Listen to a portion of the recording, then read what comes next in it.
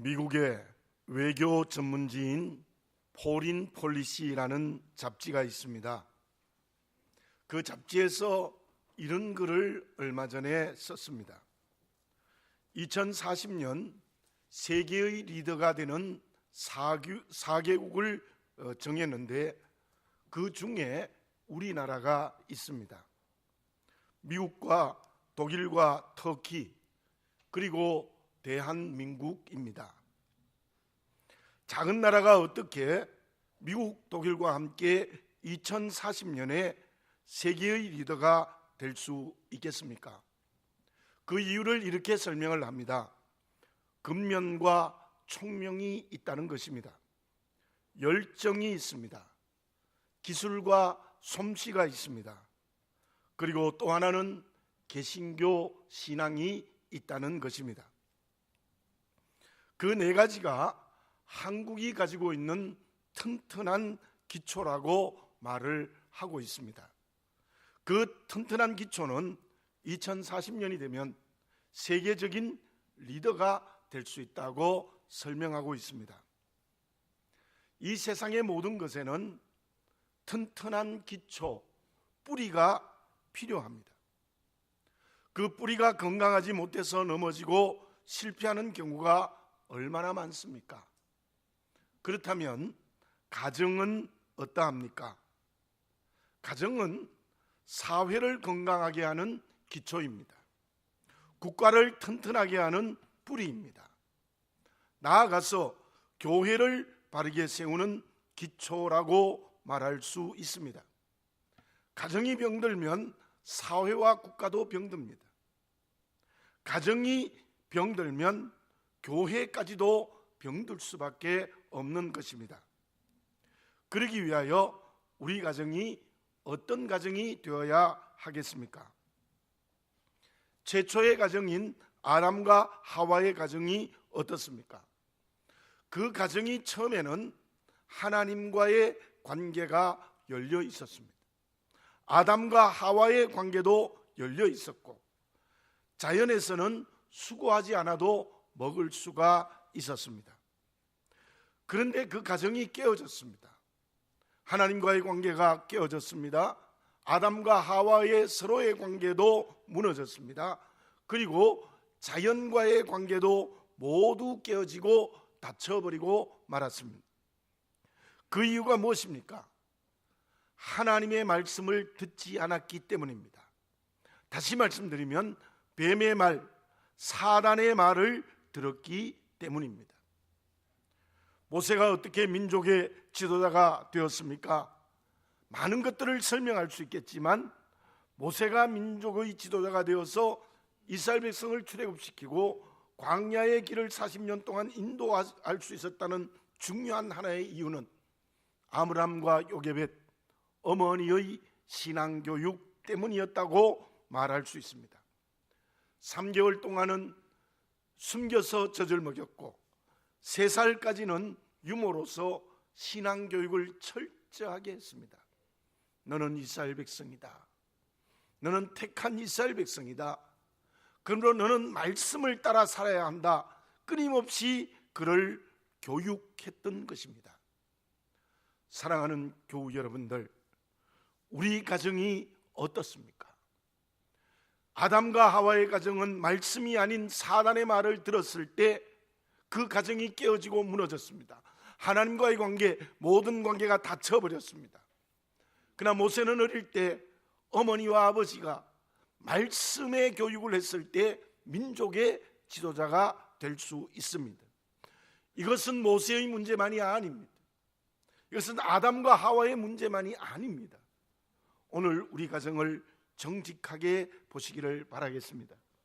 사단의 말을 듣고 있지 않습니까? 그래서 세속화의 길을 걸어가고 있지 않습니까? 말씀에 굳게 선 가정이 되어지시기 바랍니다. 그때 우리 가정이 기초가 되고 뿌리가 되어서 세상을 살리고 그리고 교회를 살릴 수 있는 것입니다. 그러면 가정이 말씀 위에 세워지기 위하여 무엇이 있어야 합니까? 저희 집에 화분에 있는 조그마한 고추 세 그루가 있었습니다. 지난번 미국에 갔다 오면서 물을 주지 못했더니 돌아와 보니 거의 죽었습니다. 그런데 다시 물을 주었더니 살아났습니다. 살아났을 뿐만 아니라 파랗고 붉은 열매가 맺히기 시작했다는 것입니다. 저는 그 모습을 보면서 회복된다는 것이 얼마나 소중한지를 깨달을 수 있었습니다. 고추나무만 그렇겠습니까? 모든 것이 다 그렇습니다. 더구나 사람은 더욱 그러합니다. 그러한 회복이 우리 가정에 필요합니다. 고추나무에는 물이 없어서 죽어갔습니다.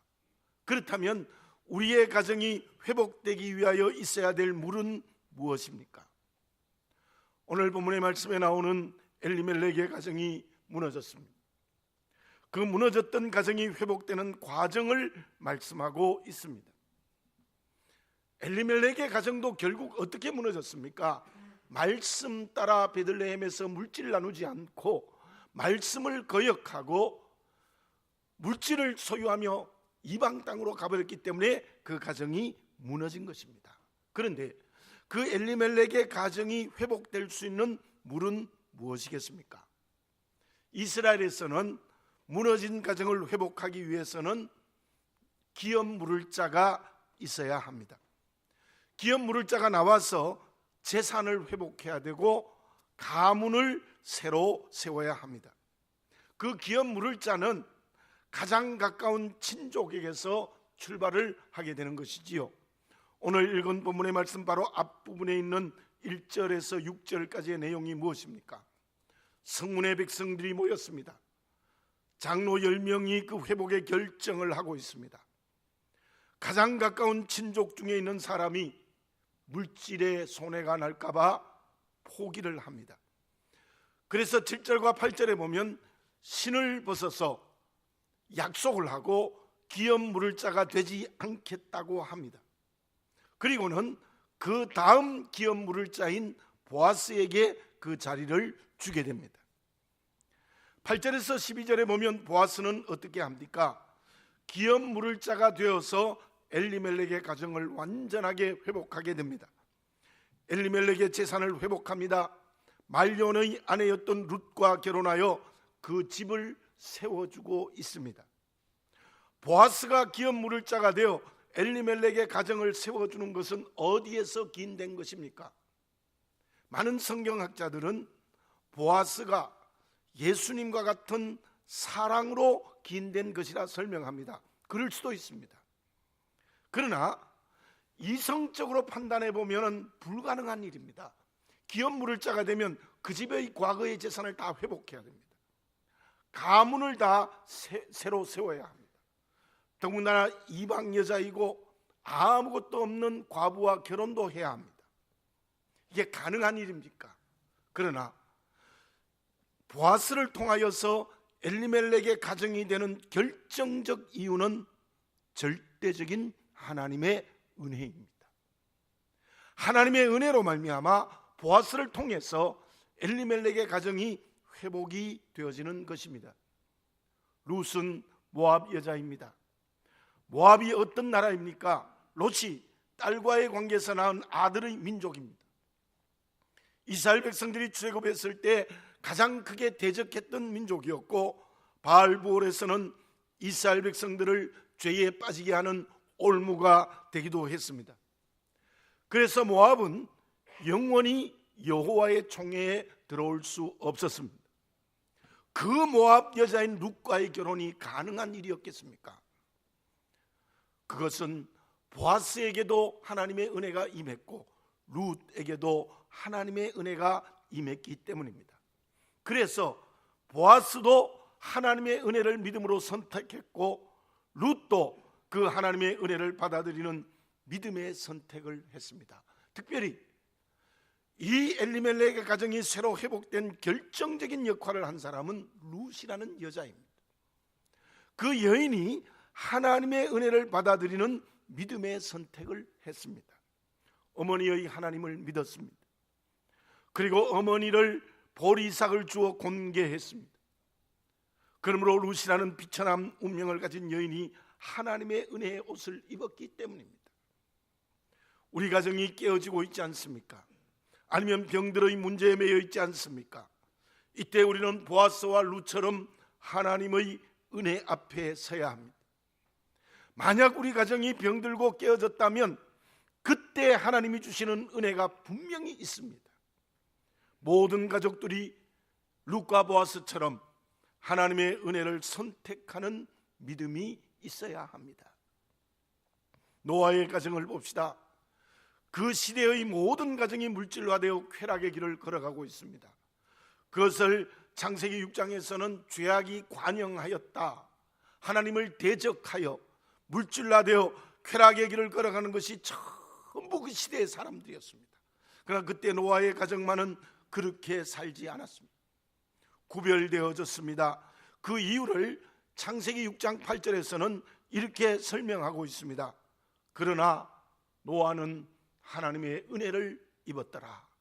여러분들 저를 한번 따라서 볼까요? 그러나 노아는 하나님의 은혜를 입었더라. 아멘입니다. 모든 가정이 하나님의 은혜 없이 살아갑니다. 모든 가정이 죄악이 관영하고 시집가고 장가가고 멋대로 물질화되고 쾌락화의 길을 걸어갑니다. 그러나 노아의 가정만은 하나님의 은혜를 입었더라. 하나님의 은혜의 옷을 입었다는 것입니다. 노아가 하나님의 은혜의 옷을 입었다는 뜻이 무엇입니까? 노아에게 주시는 하나님의 은혜를 믿음으로 선택했다는 것입니다. 그 은혜가 그 시대의 다른 사람들에게는 주어지지 않았습니까? 노아가 하나님의 은혜를 이웃들에게 얘기하지 않았겠습니까? 그러나 그들은 하나님의 은혜를 믿음으로 선택하지 않았습니다. 우리 가정 정말 여호와의 집이 되어 하나님이 주인 되기 위해서는 주인 되신 하나님의 은혜로 옷 입는 가정이 되어지시기를 바라겠습니다. 그러면 무너졌던 가정이 회복되고 깨어졌던 가정이 새로 태어나는 그런 은혜의 역사가 일어나게 될 줄로 믿습니다. 결국 그 노아의 가정을 통해서 하나님의 심판에서 그 가정은 구원받았고 그 가정을 통해서 인류 구원의 역사가 일어났던 것입니다. 갈렙의 딸 악사는 어떠했습니까? 아버지 갈렙은 어떤 사람입니까? 출애굽 때부터 그때까지 80년 동안 언제나 하나님의 은혜를 믿음으로 선택한 사람이었지 않습니까? 그런데 그 딸은 달랐습니다. 하나님의 은혜가 아니라 물질의 눈이 어두웠습니다. 온니엘과 결혼할 때 아버지에게 큰 재산을 요구했습니다. 실로 물질의 탐욕을 가진 딸 악사였다는 것입니다. 하나님의 은혜를 믿음으로 선택하지 못했습니다. 우리의 가정이 주인 되신 하나님의 말씀이 강물처럼 흘러야 하는데 그렇게 되기 위하여 가장 중요한 가족들의 선택은 가정에 주시는 하나님의 은혜를 믿음으로 선택해야 되는 것입니다. 모든 가족들이 가장 먼저 주님의 십자가의 은혜를 성령으로 체험해야 합니다. 모든 가족들이 하나님을 주인으로 모시는 여호와의 집이 되어야 됩니다. 그것이 하나님의 은혜를 믿는 믿음의 선택을 하는 출발입니다. 그리고 크고 작은 가정의 일들 속에 하나님의 은혜는 끊임없이 임재합니다. 그때마다 하나님의 은혜를 선택하는 믿음이 가정 속에 있어야 됩니다. 하나님의 은혜를 믿음으로 선택하지 않으면 사단의 말을 듣습니다. 세속화되어집니다. 하와처럼 되어져 버리고 맙니다. 하나님의 은혜를 믿음으로 받아들일 때 우리의 가정은 하나님의 말씀을 순종하는 여호와의 집으로 세워지는 역사가 이루어질 수 있을 줄로 믿습니다. 오늘 그 은혜를 우리 가정에 주고 계십니다. 그 주시는 은혜의 기회를 놓치지 않고 생명으로 살아있는 은혜의 가정이 되는 역사가 성령으로 우리의 가정 속에 임재되어져야 될 줄로 믿습니다. 그러면 하나님의 은혜 앞에서 믿음의 선택을 하는 것이 구체적으로 무엇입니까? 여러 가지가 있지만 그 중에 중요한 한 가지를 생각해 보겠습니다. 주나라의 문왕의 정원은 사방에 70리였습니다. 그런데 백성들이 모두가 다 왕의 정원이 좁다고 말합니다. 그런데 제나라 선왕의 정원은 사방이 40리인데 백성들은 그 정원이 넓다고 아우성치며 불평을 했습니다. 선왕이 너무 억울한 마음이 있어서 맹자에게 그 이유를 물었습니다. 그때 맹자가 이렇게 대답했습니다. 문왕의 정원은 사방 70리이지만 백성들이 와서 먹을 것을 구하고 땔감을 해가니 좁을 수밖에 없습니다. 그러나 임금은 사방이 40리이지만 왕이 혼자 사용하시니 넓을 수밖에 없습니다. 임금은 언제나 백성과 함께 하시기 바랍니다. 그렇게 맹자가 선왕에게 얘기했다고 합니다. 이번에 우리나라 새로운 대통령이 선출되어졌는데 그 대통령이 그렇게 되어졌으면 좋겠습니다. 누가 인생을 제대로 사는 사람입니까? 이웃과 함께 해야 합니다. 독불장군이 없습니다. 함께 사는 것이 가장 지혜로운 사람입니다. 그렇다면 하나님의 은혜를 믿음으로 선택하는 가정은 어떤 가정이 되어야 합니까? 오늘 본문의 말씀에 나타난 룻이 하나님의 은혜를 믿음으로 선택했다는 것이 무엇입니까? 본장의 앞장인 3장 5절과 6절에 보면 이러한 말씀이 있습니다. 룻이 시어머니에게 이르되 어머니의 말씀대로 다 행하리이다 하리라. 그가 타작마당으로 내려가서 시어머니의 명령대로 다 하니라. 3장 5절 6절에 있는 말씀인데요, 물론 그 말씀은 시어머니가 룻에게 보아스와 결혼하기 위하여 시킨 내용이었습니다. 그러나 종합해 보면 룻이라는 여인은 시어머니와 언제나 함께 했습니다. 어머니의 눈물과 고통과 상처와 함께 했습니다. 먹을 것, 입을 것, 사는 집까지 모두 책임지고 살았습니다.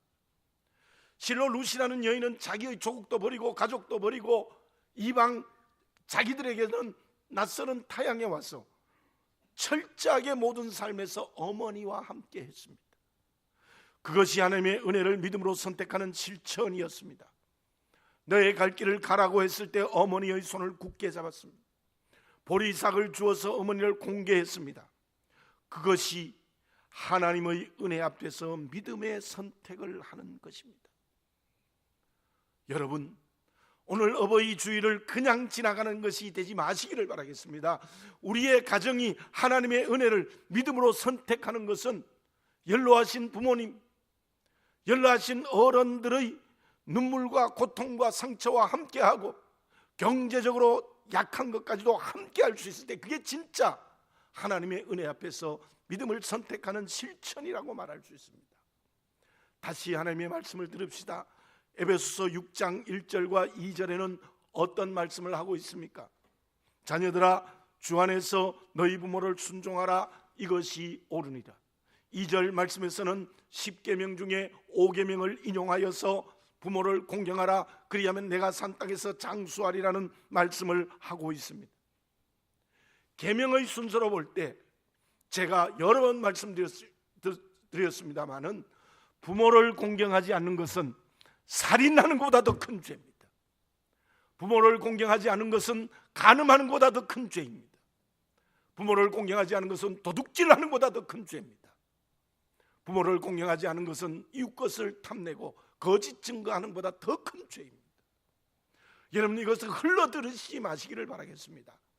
정말 가정이 하나님의 은혜를 믿음으로 선택하는 것은 부모를 공경하고 부모를 순종하고 부모의 고통과 눈물과 상처에 함께하고 부모가 가지고 있는 경제적 능력이 어려우면 그것도 책임지는 자녀가 될 때 그 가정이 진정 하나님의 은혜를 선택하는 믿음의 가정이 될 수 있다는 것입니다.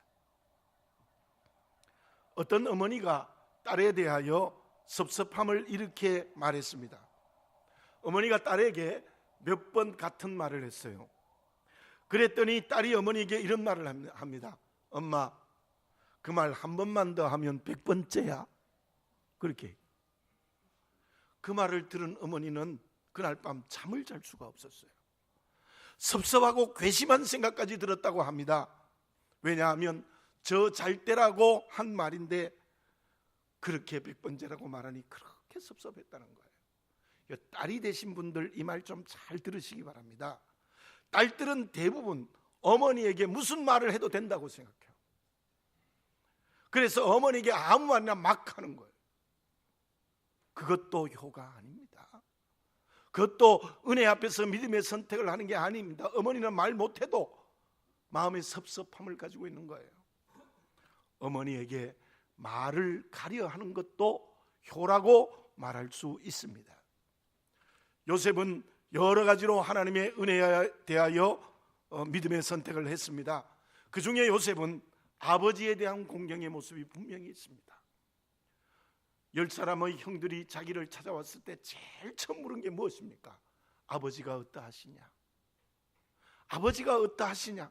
그걸 가장 먼저 질문을 했습니다. 결국 요셉은 아버지와 모든 가족들의 생활과 삶을 책임지지요.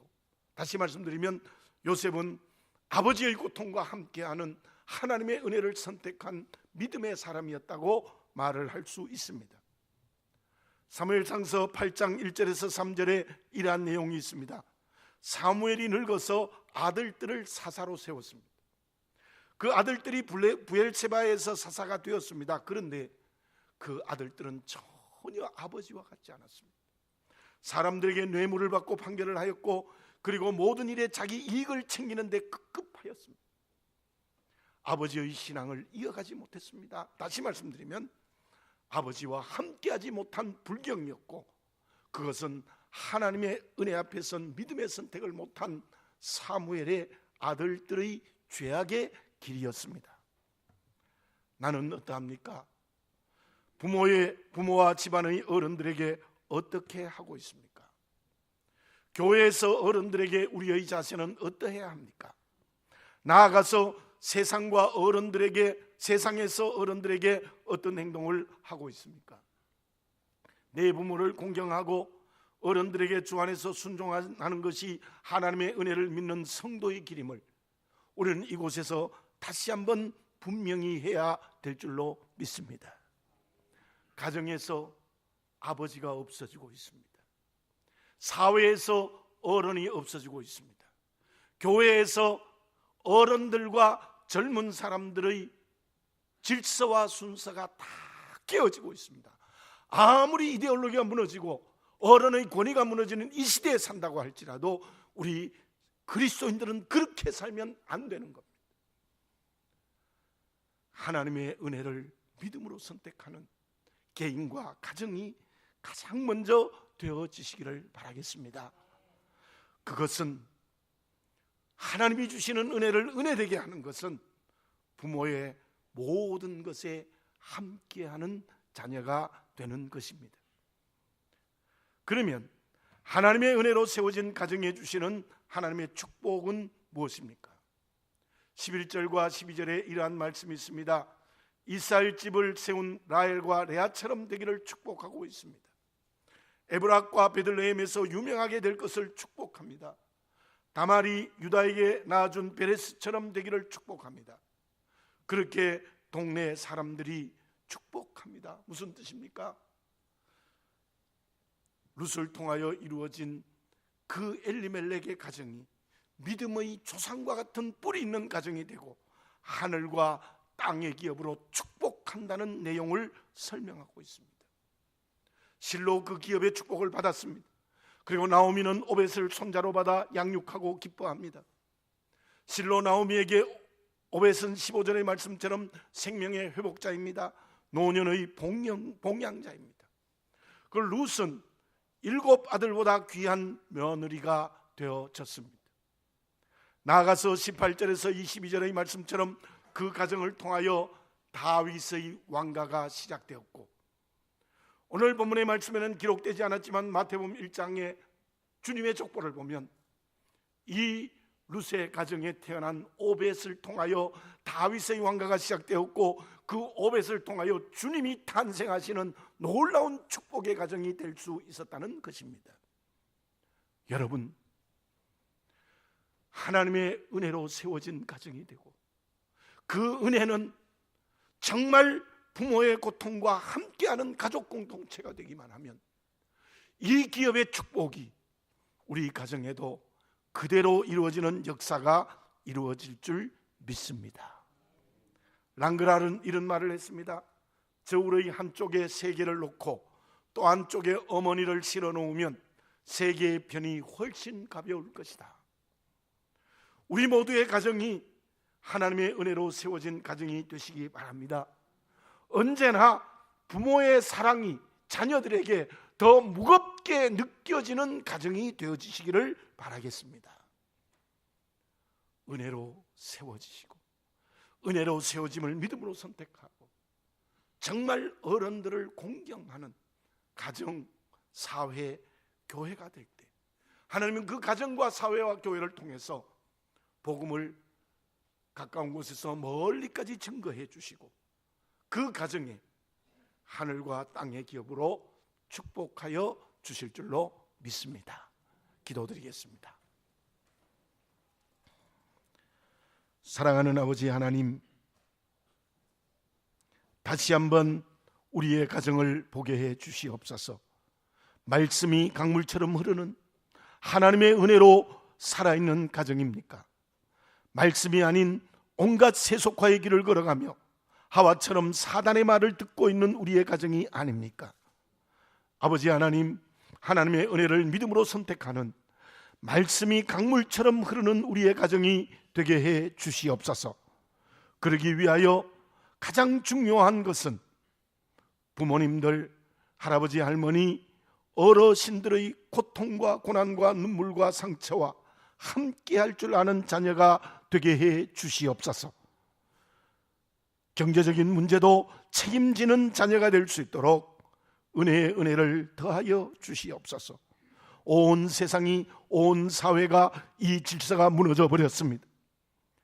우리 그리스도를 믿는 신앙의 가정은 그 질서를 회복하는 역사가 오늘 예배를 통하여 우리의 마음으로부터 시작할 수 있도록 인도해 주시옵소서. 그때 그 가정이 축복의 뿌리가 되고 그 가정을 통하여 복음이 증거되어지고 그 가정을 통하여 구원의 역사, 생명의 역사가 멀리까지 증거되는 역사가 일어날 수 있을 줄 믿습니다. 아버지, 우리 성함교회가 정말 하나님 앞에 바로 선 은혜의 교회가 될 수 있도록 어르신들의 아픔에 함께 할 줄 아는 교회가 될 수 있도록 은혜 다하여 주시옵소서. 그것이 교회 안에서 먼저 이루어질 때에 우리 교회 베트남도 저 가까운 이웃에게도 복음을 증거하는 교회가 될 수 있을 줄로 믿습니다. 아버지 하나님, 우리의 가정과 교회 은혜로 세워지는 믿음의 선택을 하는 공동체가 되게 해 주시옵소서. 예수님의 이름으로 기도드립니다. 아멘.